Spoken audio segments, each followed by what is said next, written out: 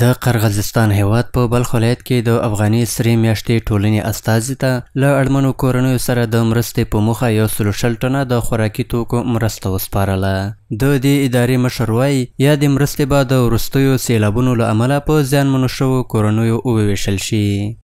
کمک‌ها از کشور دوست قرغیزستان به مردم افغانستان شده و به سرامیاشت افغانی امروز در ولایت بلخ تسلیم شد.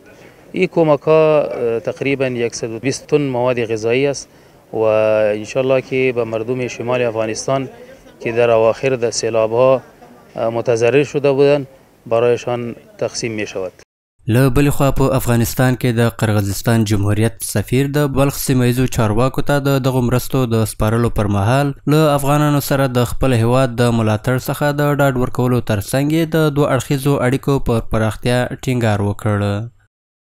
هر وقت مردم قرغیزستان طرف قرغیزستان تیار است برای کمک. با امیدوارم که در آینده در زمین افغانستان در مردم افغانستان آباد باشد و رابطه بین دو کشور خوبتر باشد. ورته مهال د بلخ مرستیال والی هم د دغه هیواد د بشري مرستو ستاینه وکړه او یادې مرستې له نړیوالې ټولنې سره د اسلامي امارت د تعامل یوه ښکارنده نښه وبلله.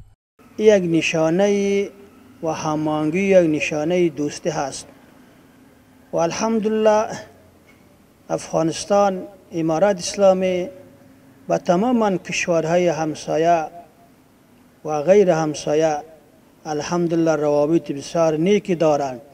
د یادونې وړ ده چې په دغو مرستو کې 90 ټنه اوړه، 30 ټنه بوره او غوړي شامل دي چې په راتلونکو ورځو کې به په شمال زون کې د وروستیو سیلابونو له امله په زیانمنو شویو کسانو وویشل شي.